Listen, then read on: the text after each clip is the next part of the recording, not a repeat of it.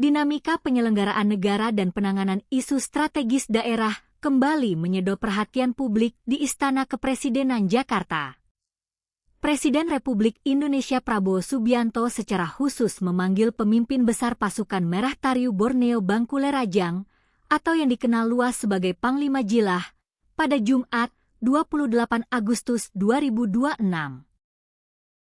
Pertemuan tingkat tinggi yang berlangsung di Kompleks Istana Kepresidenan tersebut digelar dalam kerangka agenda kenegaraan guna membahas isu-isu krusial yang tengah melanda wilayah Kalimantan, khususnya Kalimantan Barat. Usai melangsungkan pertemuan tertutup bersama Kepala Negara, Panglima Jilah menyampaikan bahwasanya agenda pemanggilan dirinya ke istana berkaitan erat dengan agenda ketatanegaraan serta koordinasi penanganan wilayah. Fokus utama yang menjadi topik pembahasan dalam pertemuan antara pemimpin Ormas Adat Dayak tersebut dengan Presiden Prabowo adalah penanganan bencana kebakaran hutan dan lahan atau Karhutla yang tengah melanda kawasan Kalimantan Barat. Meski demikian, Panglima Jilah enggan membeberkan secara terperinci poin-poin rekomendasi khusus yang disampaikannya secara langsung di hadapan Presiden Prabowo. Pihaknya hanya menegaskan bahwasanya masukan serta saran strategis telah disampaikan secara resmi kepada Kepala Negara dan detail dari hasil pembahasan tersebut akan disampaikan kepada publik pada waktu yang tepat. Di hadapan para awak media, Panglima Jilah memohon doa dan dukungan dari seluruh masyarakat Indonesia demi percepatan proses pemulihan kondisi lingkungan serta pemulihan ekosistem di tanah Kalimantan. Pemimpin pasukan merah tersebut membeberkan bahwasanya jajarannya di lapangan telah mengumpulkan data komprehensif terkait berbagai dampak kerugian yang ditimbulkan akibat bencana kebakaran hutan dan lahan tersebut. Atas dasar penataan tersebut, pihak organisasi adat berharap adanya intervensi tanggap darurat serta bantuan nyata dari pemerintah pusat guna menanggulangi dampak bencana yang dialami warga lokal. Secara khusus, Panglima Jilah memberikan penekanan pada ancaman kabut asap pekat yang kini mulai menyelimuti pemukiman warga dan dinilai sudah sangat mengganggu stabilitas kesehatan masyarakat.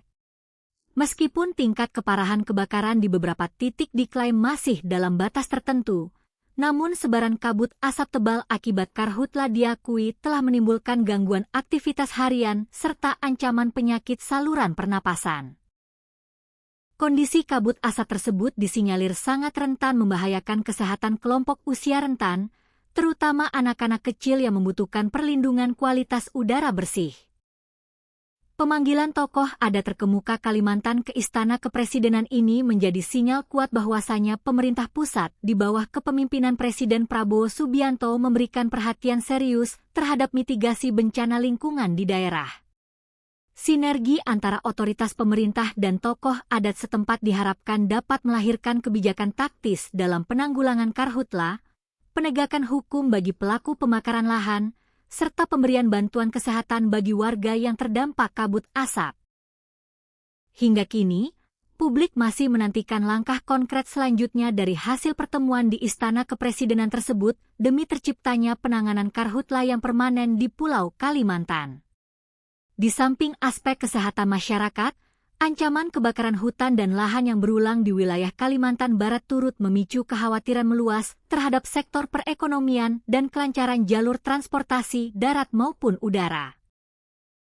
Sebaran asap tebal kerap mengakibatkan penurunan jarak pandang secara drastis, sehingga berpotensi mengganggu jadwal penerbangan antar wilayah serta menghambat rantai pasok kebutuhan pokok warga setempat.